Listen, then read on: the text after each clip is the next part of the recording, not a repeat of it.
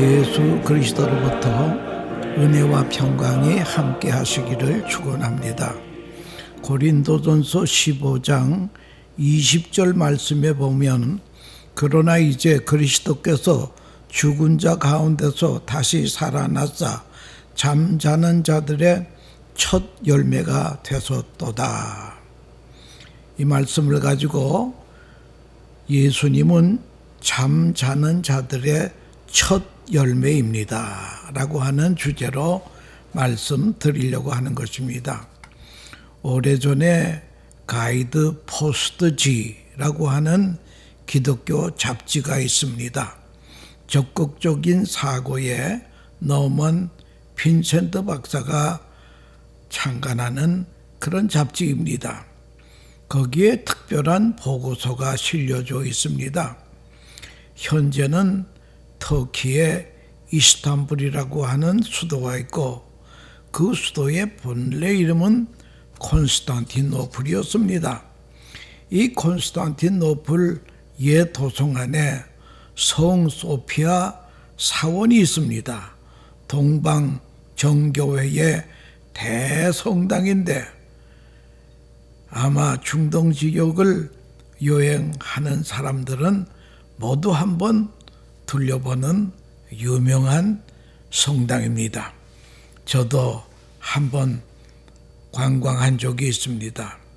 특별히 그리스도인에게는 중요한 의미가 있습니다.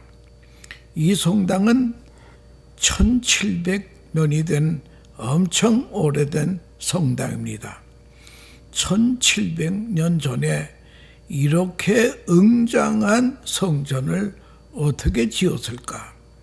또 그동안 세 차례나 지진이 있었는데 다른 건물은 무너지는데 이 성당은 무너지지 않았습니다.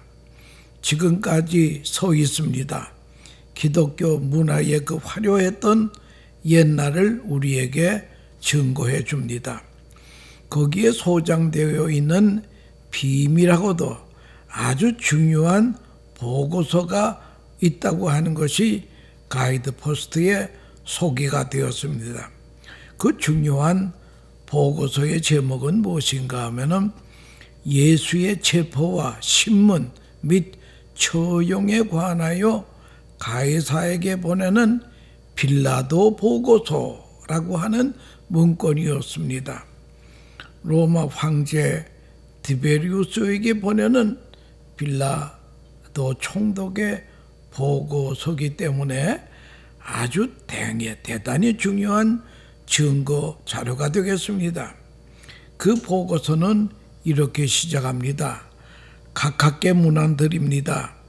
제가 다스리는 지역에서 최근 수년 동안에 일어난 사건은 나라의 운명까지도 변하게 할지도 모르는 일이기에 각하에게 소상히 알려드리고자 합니다. 라고 이제 보고서가 시작이 됩니다. 그 다음 내용은 대개 성경에 있는 기록과 비슷하게 되어 있는데요. 그런 빌라도는 그 보고서에서 원치 않았지만 폭동이 들어와서 희생양으로 예수라는 청년을 십자가에 처형했습니다. 그리고 다 끝난 줄 알았는데 더 큰 혼란에 빠지게 되었습니다. 그 이유는 예수라고 하는 분이 부활했기 때문입니다. 무덤은 비어있고 제자들은 용기를 내서 예수의 부활을 전파하게 됩니다. 예수님의 생애는 마치 진흙이 토기장이의 손에 있듯이 모든 것이 그의 손에 있음을 증명해 주고 있습니다. 따라서 그 주장이 사실일 수밖에 없다고 감히 말씀드립니다. 십자가 옆에 있던 백부장 말코스가 말한 것처럼 이 사람은 하나님의 아들이었다고 한 대로 나도 그렇게 말하고 싶습니다. 각하, 이것은 제가 할 수 있는 한 사실대로 기록한 것입니다. 저는 각하의 가장 충실한 신하입니다. 본디오 빌라도 이렇게 보고서에 되어 있다라고 하는 것입니다. 이 보고서에 의하면 빌라도도 예수님의 부활을 시인했다라고 하는 것입니다. 여러분, 우리의 구원은 성부 하나님께서 만세전에 계획을 해 놓으셨고 성자 하나님께서 때가 되매 이 땅에 인간의 몸을 입으시고 오셔서 나와 여러분들의 죄값을 치르기 위해서 십자가에 달렸습니다. 그러니까 성자 하나님은 연출하신 분입니다. 그리고 예수님의 십자와 부활의 사건을 믿지 않으면 아무 소용이 없는데 성령님이 우리에게 오셔서 그 사실을 믿게 하셨다고 하는 것입니다. 그러니까 우리 구원은 성부, 성자, 성령 하나님의 완벽한 구원이라고 하는 것입니다. 그러니까 구원은 100% 하나님의 은혜입니다. 에베소 2장 6절에 너희가 그 은혜로 말미암아 구원을 얻었나니 이것이 너희에게서 난 것이 아니요 하나님의 선물이라. 행위에서 난 것이 아니니 이는 누구든지 자랑치 못하게 하려 하심이니라. 100% 하나님의 은혜로 구원받았다고 하는 것입니다. 믿은 것도 내가 믿은 게 아니라 성령님이 믿게 해주셨다고 하는 것입니다. 부활을 설명하기 위해서는 죽음을 설명해야 됩니다. 여러분, 죽음은 인간을 소중했던 모든 것을 초라하게 만듭니다. 어느 교회에서 15분짜리 연극을 합니다. 이제 어느 젊은이가 병원에 가서 진단을 받아보니 이제 30분 후면은 세상을 떠난다는 거예요. 그런데 이 순간에 이 청년에게 메일이 옵니다. 그 메일을 뜯어봤더니 박사 논문 합격. 여러분, 이제 25분 후에 죽을 사람이 박사 논문이 뭐 이렇게 대단하겠습니까? 그리고 또 있더니 또 연락이 왔는데 자기 애인으로부터 우리의 결혼을 부모님들이 드디어 허락. 여러분, 이제 20분 남은 사람이 뭘 그렇게 결혼이 대단하겠습니까? 그 다음에 또 익스프레스 메일이 왔는데 자기의 작은아버지가 세상을 떠나면서 500만 불 유산을 조카에게 남겼다는 거예요. 여러분, 이제 몇 분 안 있으면 죽어야 될 사람이 500만 불이 뭐 이렇게 대단하겠습니까? 그러니까 죽음이라고 하는 것은 우리가 소중했던 것을 아주 초라하게 만드는 것입니다. 몰이라고 하는 교수는 사람들은 다 죽는 것을 알면서 자기의 죽음은 수용을 못한다 라고 하는 유명한 말을 했습니다. 어느 목장에 수백 마리를 방목하는 소 목장이 있었습니다. 근데 그 소의 귀꼬리표가 있는데 거기 보면 전부 날짜가 쓰여져 있어요. 그러니까 이 소는 몇 월 며칠에 도살장에 가는 날이다. 여러분, 우리 인간도 마찬가지 아니겠습니까? 우리 귀에 꼬리표는 보이지 않지만 이 세상 떠나는 날은 다 정해져 있다라고 하는 것입니다. 히브리서 9장 27절에 한 번 죽는 것은 사람에게 정하신 것이요 그 후에는 심판이 있으리니. 여러분, 이 죽음이라고 하는 거 두려워하지 마십시다. 극히 자연스러운 것입니다. 아침에 세수하고 나가서 일 보고 저녁에 와서 저녁 먹고 자는 거, 그 일상생활 아닙니까? 여러분, 죽음은 자는 것입니다. 남한에서만도 1년에 50만 이상이 죽는다는 거예요. 그러면 세계적으로 볼 때는 홍수처럼 쓸어간다라고 하는 말이 실감이 있다라고 하는 것입니다. 예수 믿기 전에는 죽음이 왕노릇했습니다. 죽음 앞에는 항우 장사도 무색할 지경일세. 그러나 믿음 후에는 은혜가 왕노릇합니다. 로마서 5장 21절에 이는 죄가 사망 안에서 왕노릇한 것 같이 은혜도 또한 의로 말미암아 왕노릇하여 우리 주 예수 그리스도로 말미암아 영생에 이르게 함이니라. 예수님의 죽음과 부활은 성경의 예언대로 죽으시고 부활하셨습니다. 어떤 돌발적인 사건이 아니라는 거예요. 예수님도 자신을 요나에 비유하면서 자기는 죽은 다음에 부활하실 것을 미리 얘기했습니다. 또 그는 부활하신 다음에 금방 성천하신 것이 아니라 40일을 지상에 계시면서 500여 형제에게 일시에 보이기도 했습니다. 제자들에게는 수차례 보여주었습니다. 그래서 성경은 말합니다. 목격자들이 태반이나 그때 살아있다라고 합니다.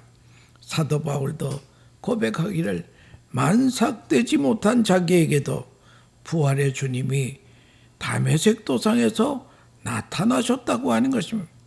그러니까 여러분, 주님의 부활은 역사적인 사건이요 육체의 부활입니다. 예수님은 제자들에게 영은 살과 뼈가 없지만 나는 살과 뼈가 있으니 만져보라 했습니다. 그리고 떡과 구운 생선도 잡수셔서 확증을 하셨습니다. 문제는 제자들이 부활하신 예수를 목격하고도 디베라 바다에 가서 고기잡이 갔습니다. 그러나 이들도 성령 강림 후에 완전히 변화가 되었습니다.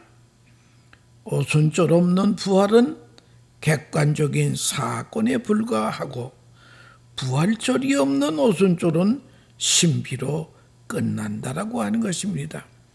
십자가와 부활의 사건은 성령을 통해서 우리는 확신하게 된다는 거예요. 부활 사건과 십자가 사건을 믿을 때에 큰 역사가 일어난다는 거예요. 그런데 예수님의 부활과 나와의 관계가 중요한 것입니다. 이걸 잘 우리가 예수님의 부활이 나하고 어떤 관계인가? 첫째는 무엇인가 하면은 전능하신 하나님께서 예수님을 살리신 것처럼 우리도 살릴 수 있다는 거예요. 그러므로 믿는 자는 내일이 있다라고 하는 것입니다.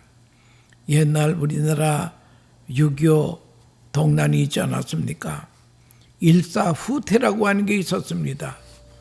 미군 병사가 일사후퇴를 하면서 지친 몸을 가지고 양지 바른 곳에 떡 앉아서 레이션 박스에 이제 캔을 뜯어먹고 있습니다.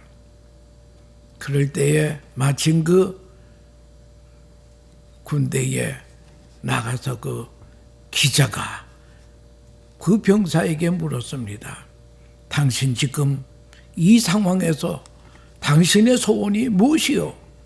그랬더니 그 미군 병사가 하는 말이 유명한 말을 합니다. Give me tomorrow. Give me tomorrow. 내일을 달라. 오늘이 나의 죽는 날인 수 있다는 거예요. 옛날 우리나라에 이상재 선생님이라고 하는 아주 애국자이시고 독립투사입니다. 그는 YMCA의 총무일도 보고 청년운동을 많이 했습니다. 그가 어느 교회나 강당에서 연설을 하게 되면 사람들이 인산인해로 모입니다.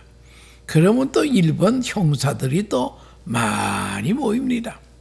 저 이상재 저 사람이 무슨 얘기를 하는가? 잘못한 거 있으면 이제 끌고 갈라 그러는 것입니다. 그러면 이상재 선생이 이렇게 강연하려고 보면은 그 일병 형사들이 곳곳에 앉아 있습니다. 그걸 보고 이상재 선생님이 오늘 보니 사쿠라가 많이 피었군요. 그 일본 순사들이 많이 앉아 있다 이거예요. 일본 순사들이 이상재 선생에게 말을 했습니다.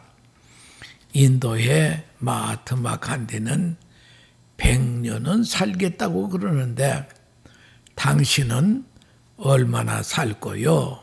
그랬더니 그때 이상재 선생께서 하는 말이 이 사람아, 사람이 한 번 나면 죽기는 왜 죽어? 영원히 사는 것이지. 여러분, 우리는 예수님의 부활을 믿기 때문에 영원히 우리가 사는 하나님의 자녀가 되었다고 하는 것입니다.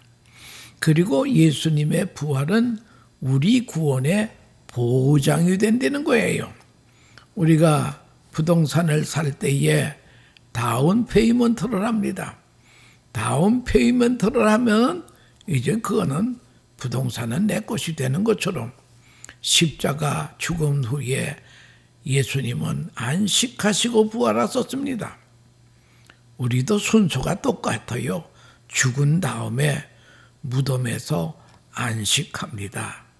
그리고 예수님 천사장의 호령과 나팔 소리로 재림하실 때에 우리 예수 믿던 사람들도 모두 부활하게 된다는 거예요.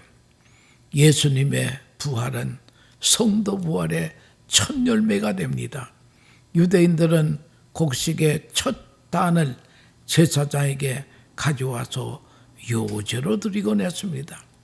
이 첫 단을 드린다고 하는 것은 무엇인가니 전 추수의 대표성을 가진다는 거예요.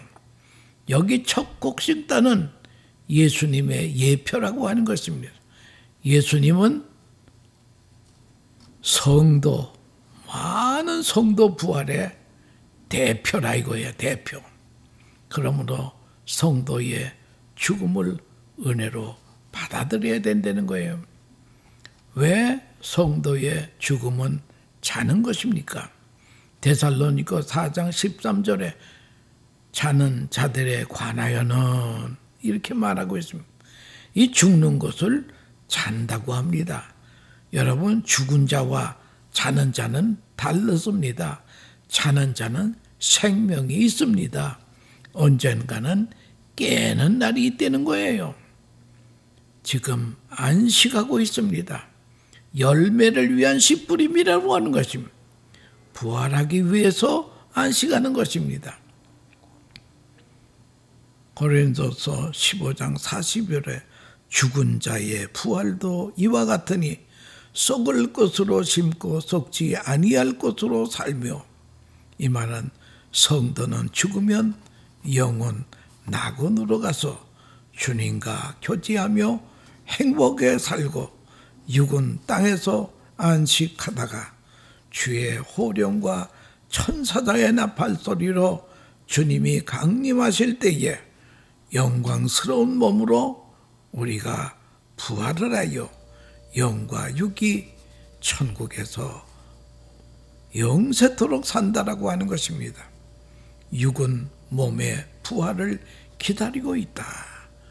로마서 8장 23절에 있습니다. 이 부활체와 인간 DNA라고 하는 그런 세미나가 있어서 저도 참석해 봤는데요. 이 과학자들의 얘기입니다. 육체는 죽어도 DNA는 521년 동안 살아있다는 거예요. 그 후에는 어떻게 되느냐? DNA가 500,000,000, 이제 50만 년 동안 휴민 상태로 들어간다는 거예요. 그러다가 주의 호령과 천사장의 나팔 소리에 주파수가 맞을 때에 부활한다고 하는 것이 과학자들의 이론이라는 거예요. 이제는 과학이 발달하기 때문에 과학자들도 부활을 말하고 있다는 거예요. 요한복음 5장 28절 무덤 속에 있는 자가 다 그의 음성을 들을 때가 오나니.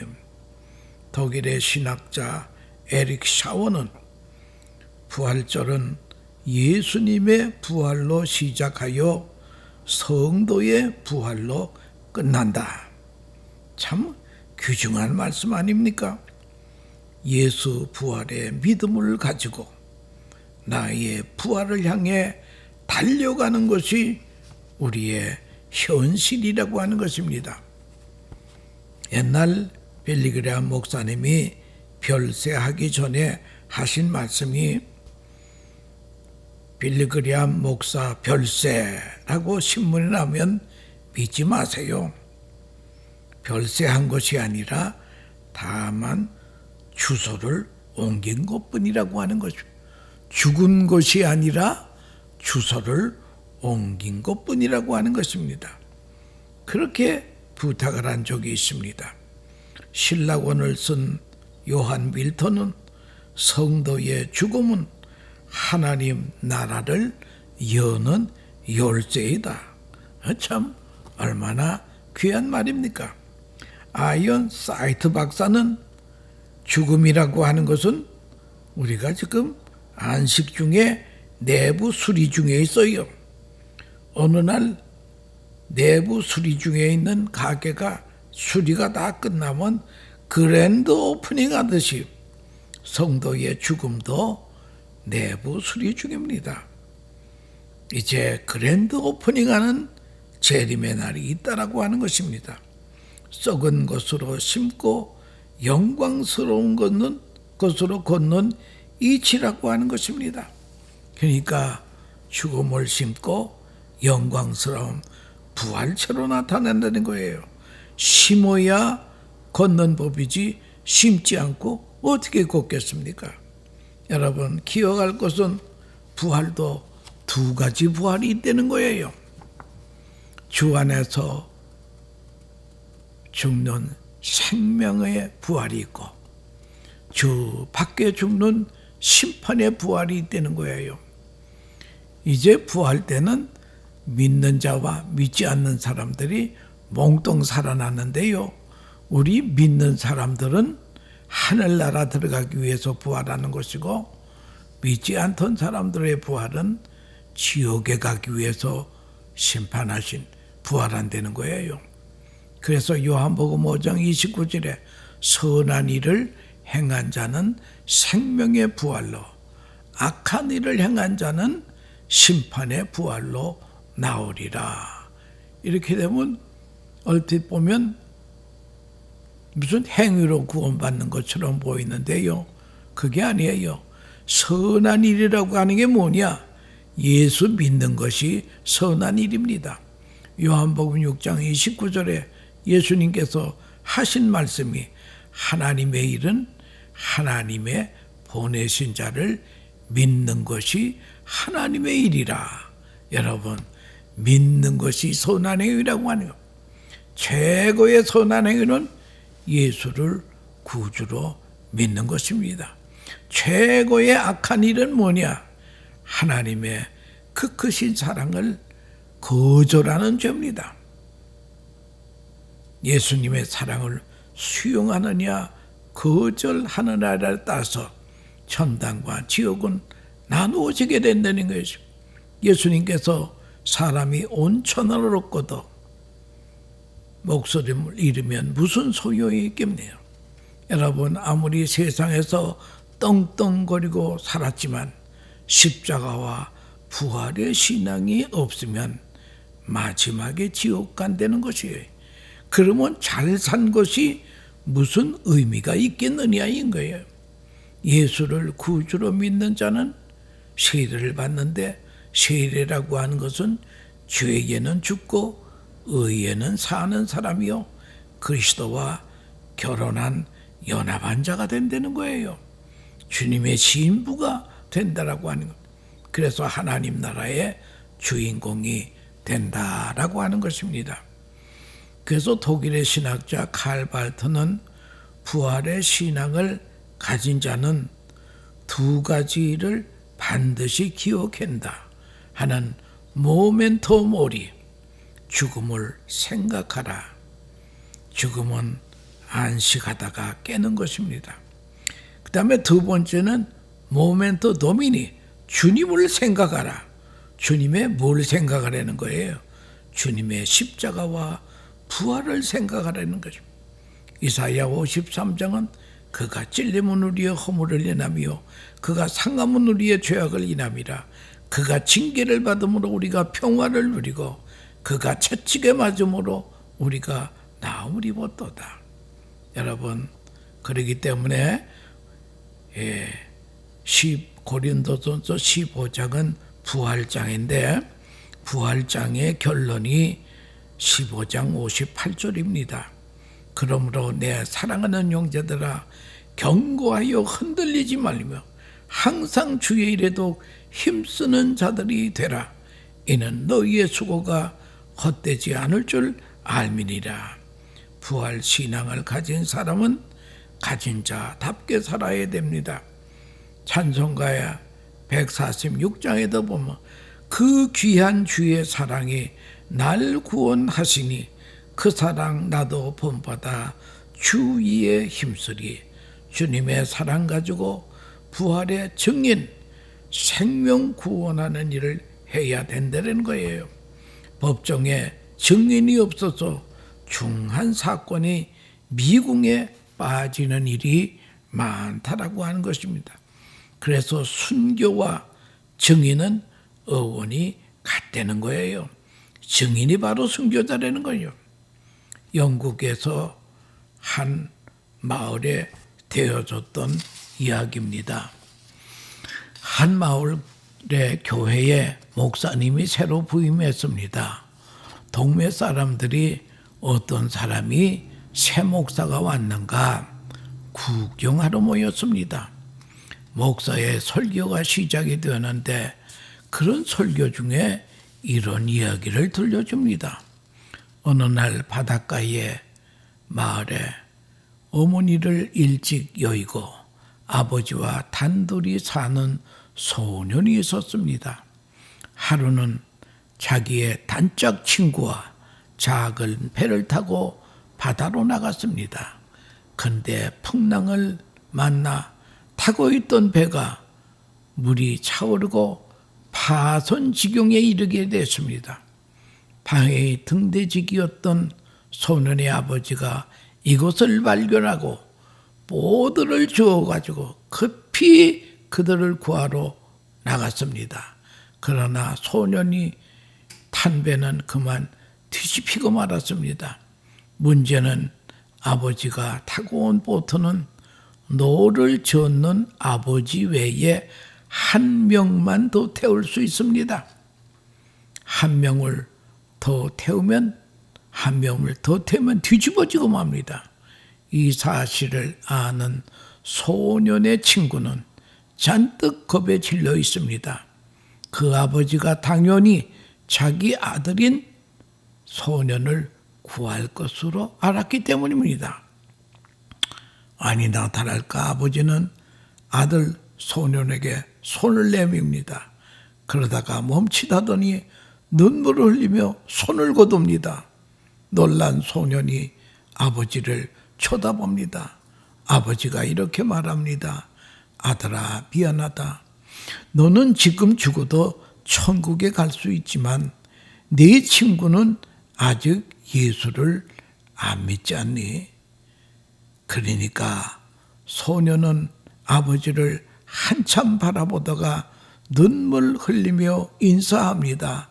그래요, 아빠, 천국에서 만나요. 아버지가 소년의 친구를 구한 것입니다. 아들은 죽게 놔두고 소년의 친구를 구해서 목사는 이 이야기를 하면서 얼굴에 가득 눈물을 흘렸습니다.